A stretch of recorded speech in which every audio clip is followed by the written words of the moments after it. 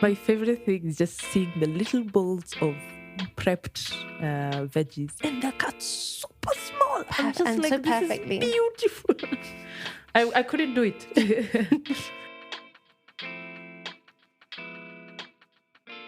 Hello, yes people. Welcome to another episode of the Yes Girls, where we, Claire and Akumu, say yes to doing, being, or learning something new and documenting our journeys.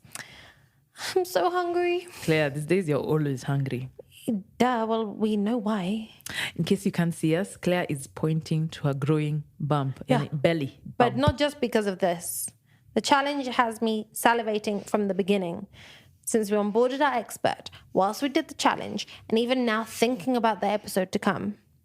It's another baking episode? Nope, even better than that. This episode, we said yes to being a chef or being chefs. I say a big, tasty yes to this episode.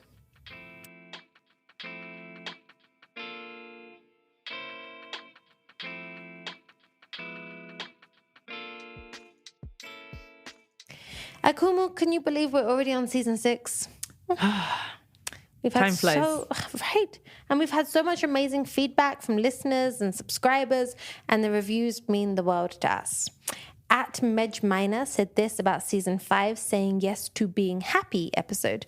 Quite insightful. Loved it. Thank you, Medj. If you've not yet rated and reviewed us, we'll give you a minute. We'll give you a minute now.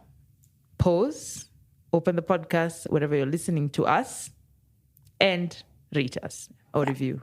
Whatever you can. You can find us on all major podcast platforms, but we do have a preference for Afropods. Check them out. They have a wealth of African podcast content, and we just love them. And you could give us, you should give us 5 stars. You must. I really hope 5 stars, yes. And let us know why you listen to the show as well. You can comment on Spotify. So tell us what you like about the show or any episode it is. It really does help others to discover the show, and they can be forever grateful to you for bringing them a little more yeses into their lives. Anyway, time to get on with this episode and meet our expert.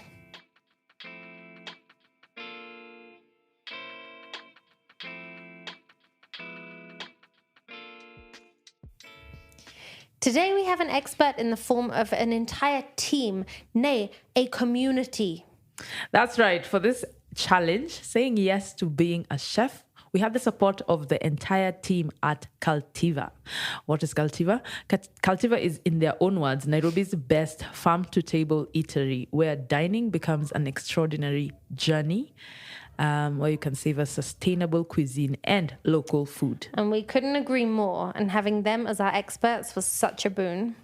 With Claire and I both having spent significant periods of time in Latin America, we particularly appreciate the Latin American influences permeating in the menu, and we were excited to dig in. Well, not dig in and eat, or rather not just dig in and eat, but dig in and learn some of the tricks of the trade and how a chef really goes about their job.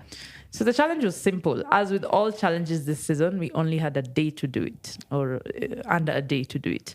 We would join Chef Khalid and his team for a day to see and be part of their breakfast service. And we didn't mess up the food. We didn't touch the food. We were just looking and learning. And we wanted to just see what it takes to put a menu together and then put that menu on hungry customers' plates. And most important of all, we were to make sure that each customer leaves, how they make sure each customer leaves with a happy feeling and a happy belly. Akumu, stop looking at and talking about my belly. Sorry, I can't help it. All right, let's get on with it.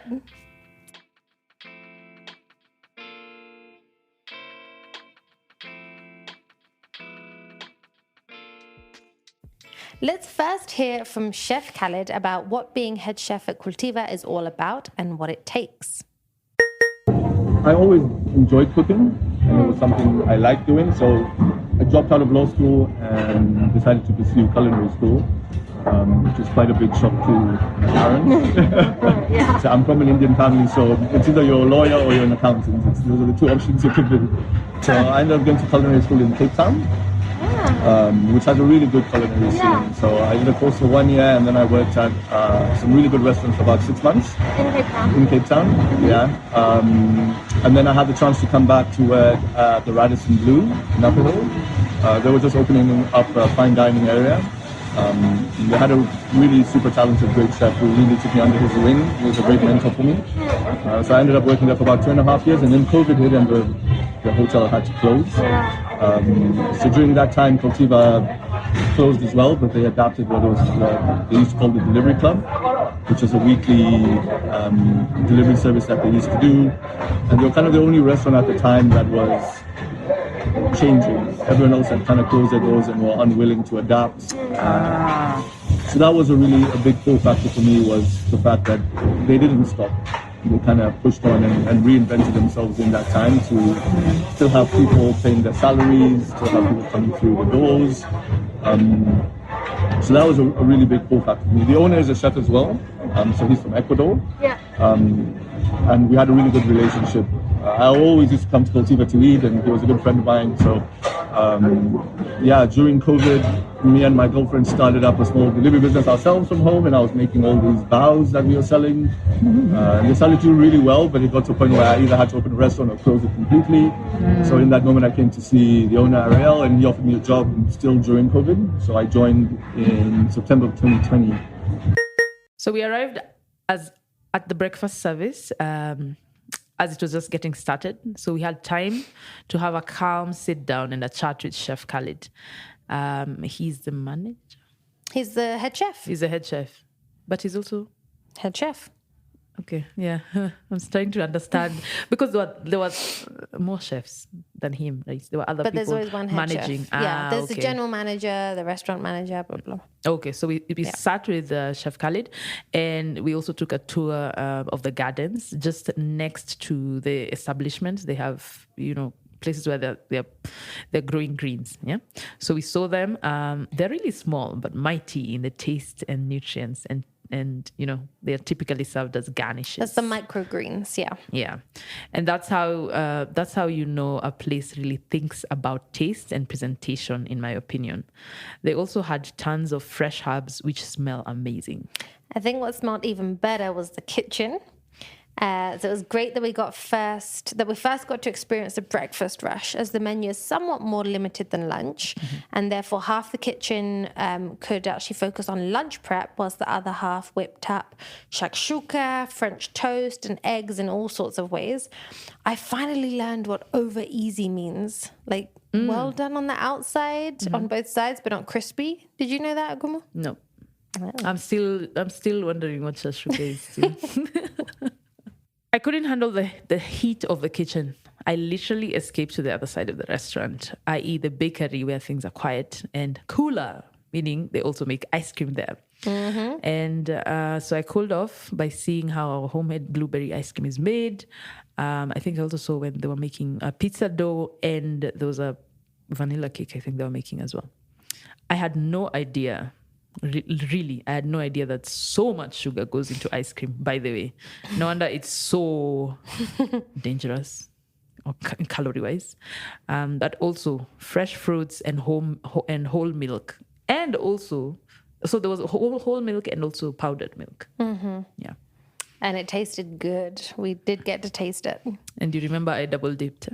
You doubled... Oh, gosh. Let's not talk about that. That was so embarrassing. You don't double dip in a kitchen.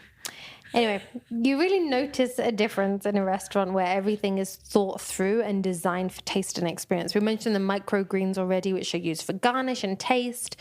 I mean, the bread is home-baked on site. The tortillas for the tacos are prepared on site. They probably spend as much time prepping your food as actually making it to order from the moment you order. There's so much about running a restaurant that's actually in the prep. Yes, hours of prep, meaning the on-site butcher. He's just next to the bakery. Nice, sealed off. Sealed No off. Yeah. contamination. We could see him through a window. Yeah. Yeah. So he packages neat, foiled, and wrapped, and they're also vacuum sealed parcels of portions of meat, and they put it in this what was this thing The called? sous vide machine. The sous vide machine, yeah. So that when someone orders them, they're ready to, they're just, grilled and ready to go. And the pizza oven is heating up from early morning. All the ingredients are chopped and grated, just ready in little bowls. And the dough is also proving. It's called proving with a V. Proving, yeah. I would have said proofing. This is how clueless I am. And all the sauces and marinades were also already ready. And about 20 kgs of chips, pre-fried, were ready for a second fry whenever someone orders, so that they get truly crunchy and soft and delicate on the inside. And during this time, we really got to chat with all the staff. There were about 12 of them in the kitchen and bakery that Sunday morning, not counting the head chef and the managers. And one thing that shone through was their passion. Unfortunately, the kitchen was so noisy. Well, at least for a phone microphone, it was too noisy. So our voice notes are basically drowned out by whirring and sizzling. But here are some little quotes. I really love working here. We're all passionate about food. I've been here about 4 months. I love it. I get to learn about so many different parts of the kitchen. Sharon is the OG. So Sharon was the chef that I probably spent most time with, and she is a fireball. She's constantly on the go, totally in control, even when the heat and pressure gets turned up. And she's an absolute pro, balancing about 5 different things at once. And she was the only woman on the hot side of the kitchen, right? Because the other ladies were doing salads. Yep, salads and ceviches, Yeah. They had orders coming through, making please help me with the spelling. Hollandaise sauce. No idea what that is. Making a hollandaise sauce on one end of the line, making perfect over easy eggs on the other, broiling broiling peppers on the open flame. That was scary. That flame was too hot. And totally unflappable. The truth is that you need to thrive in a high pressure environment to work in a professional kitchen, or even stand in a professional kitchen like we did. Yeah. So Akumu, was it for you, all of this? Honestly, I struggled with the heat and the intensity of the environment. Like, too many things happening. It was just, I was overstimulated. I prefer to do things in my own time, at my own pace, and all the pressure and the time-bound nature of that whole environment was quite anxiety-inducing.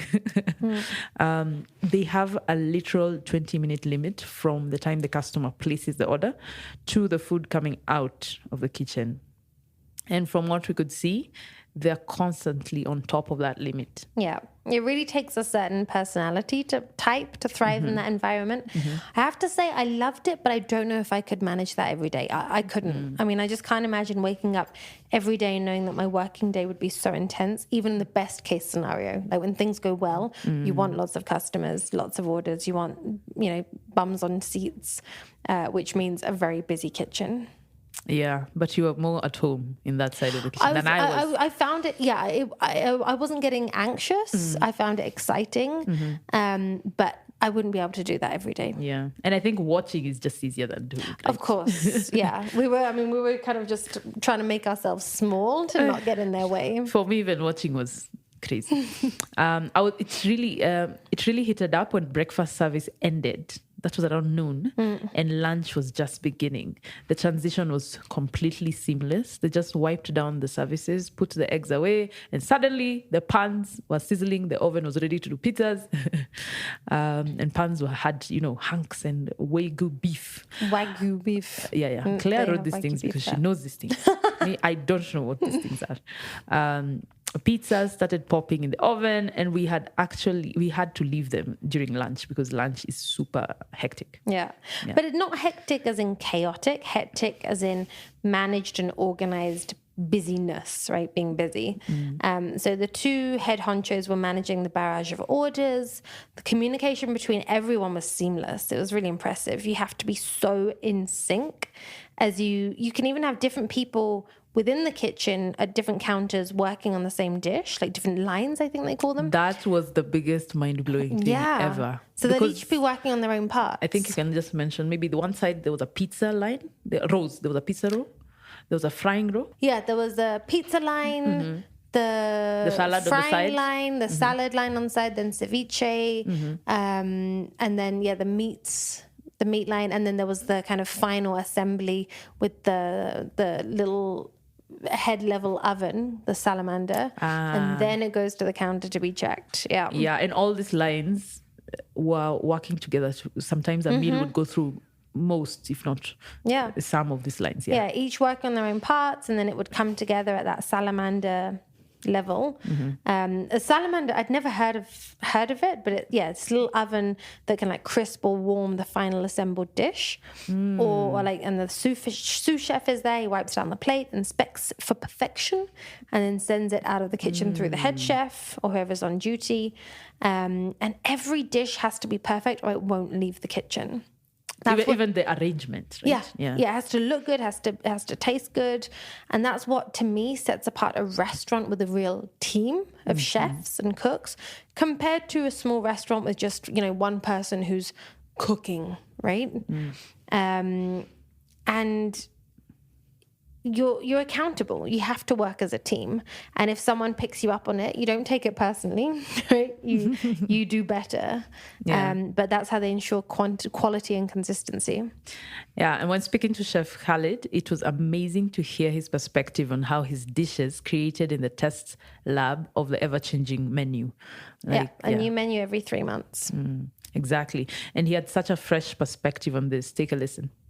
The menu creation, like I said, it is a process. I was working on the new menu for the last 2 weeks, and out of every 5 dishes I take maybe one works, and it's a constant process of trying and failing, which can be very frustrating. But the failure is also such a great process because it's such a good teacher in terms of just new ideas and new flavors. You can try one dish and it's an absolute disaster, but one thing from that dish was good. And you kind of store that and you go back to it and say, oh, this from this one dish is going to work on this dish. And it's just kind of having a mental palette and a mental memory of what you did and what works and what didn't work. And just learning as it's going. And how, is it not hard to like create the dish and it's kind of like your baby and then you hand it over to a whole big group of people who then make it? Yeah, is it hard to relinquish control? It's not the control that's hard to relinquish, but it's, like I said, cooking is a very emotional thing. So when you create a dish, you're pulling your emotions and your memories from dishes. Great dishes are always dishes that kind of bring you back to something. So for me, it's like when I was a kid, what did I eat that tasted amazing? And you kind of use that to create a dish or whatever it may be. It could be a memory or a smell that you liked. And, it is a emotional thing because you're putting it out there for the world to judge, and you're having 400 people trying something you did, and you're kind of like, And with them, it's just teaching the menu and relinquishing control, but also having the faith that they're going to execute it at the level that it's necessary. That was such an interesting take on it, and it's testament to how they hire and cultivate talent, you could say. Cultiva. Yep, now we understand the name. Yep. Okay, I think Akumu is trying to be me again with the puns. Yeah. We are still, this season, we started by being each other, so we might as well continue. You can stop now. Time for a quick break, I think.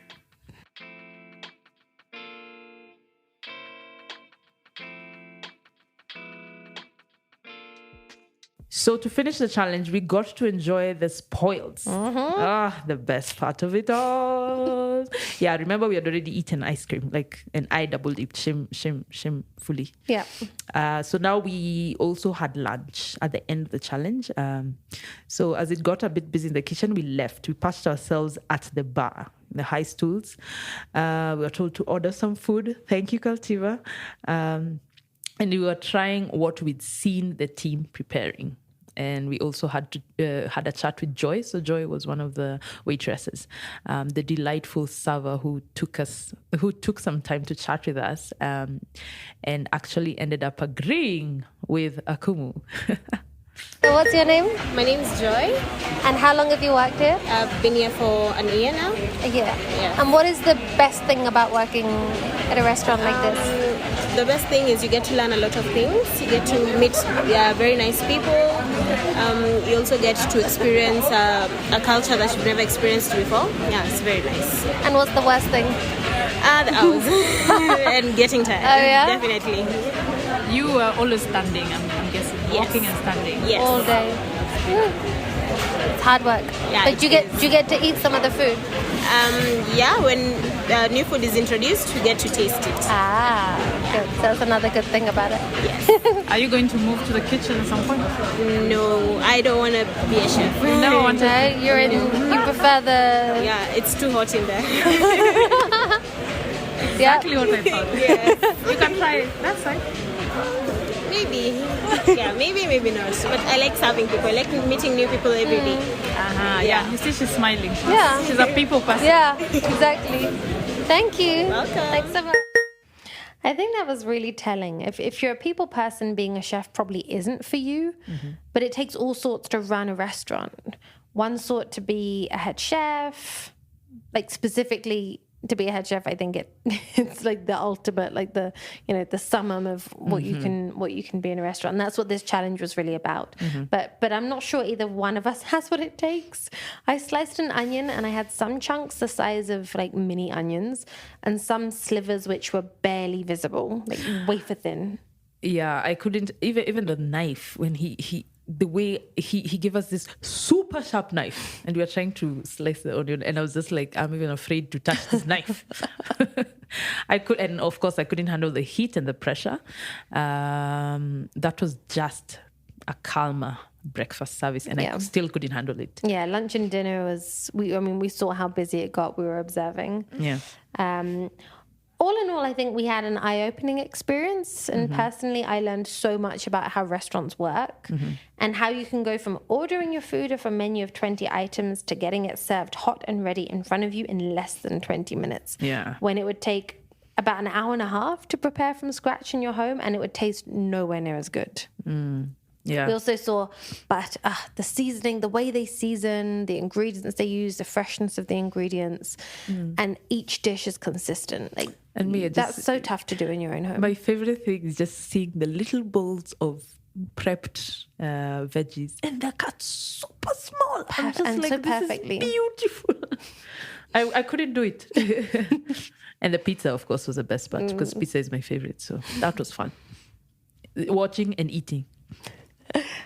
Of course, we don't want to give away all of Cultiva's secrets, but we know that they are exciting things to come for their space, for the whole team. So please follow them at Cultiva Kenya everywhere and stay up to date. We certainly will. Well, that was one episode that really did make me hungry. I'm still hungry. How about we grab a bite after this, Akumu? Maybe.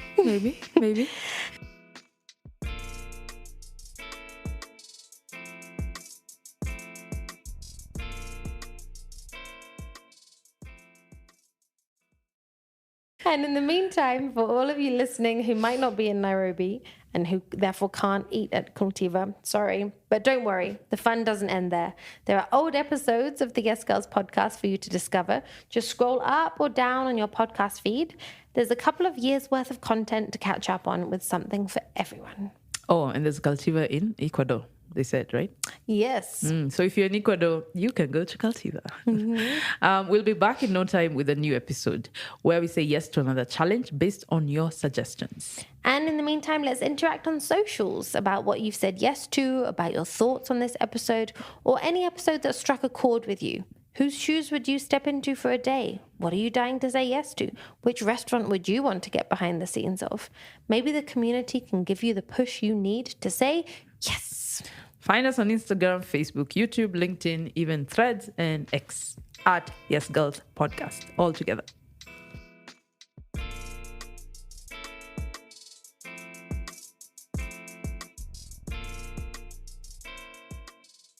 We want to cook up a big thank you to everyone who made this episode possible. We're bubbling over with gratitude for Sampisha Productions and Snowball Studios for, as always, producing such a wonderful episode for us. We'd keep Pedro Brand in our pantry. Hopefully he can fit. He Hopefully composed, he can leave when he wants. he composed our theme music. And Kags, you are the garnish to our main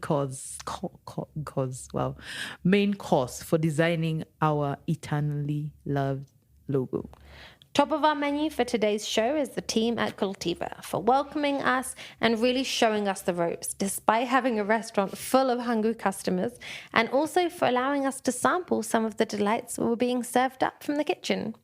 And last but not least, like a classic dessert or an ice cream, to you, our listeners. Thank you. Thank you. Thank you. Now, Claire, we don't have an external expert for this question today, but what is something you've recently said yes to and not for the podcasts? I'm going to go trivial. We normally tell people it doesn't have to be something big. In this case, it's not something big, but I've started eating cereals again. Why did you stop? Well, in England, I always eat cereals. And I recently spent an extended period of time in England. I think I mentioned that on the last episode. And I got really used to eating cereals and I got Saxo into it as well. So now we've got Weetabix in the house. We've got granola and I'm loving it. Yeah. But I'll go back to my Kenyan traditional uji soon. Don't worry. You reminded me because I had no answer. Now I have an answer. You said granola and I was like, yes. She just gave me an idea. Yeah. So this week I started eating more nuts. So I am not eating 4 times a day like you, but so I listened to this podcast about this nutritionist and he was talking about, the things you should be eating every day. Yeah, podcasts can change your life, people. So Akumu Fiona went to the supermarket and bought mixed nuts because apparently they're very good for you.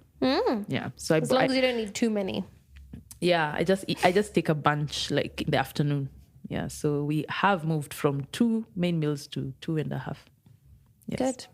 Yeah, get your hands on some nuts, people. Go nuts. Thank you for joining us on yet another crazy ride in the name of doing, being, and learning. We can't wait to hear what other challenges you suggest for us for next season, but no rush. We still have more episodes up our sleeves, which are already being worked on as we speak, because we never rest. We're always saying yes, because I'm Claire. And I'm Akumu.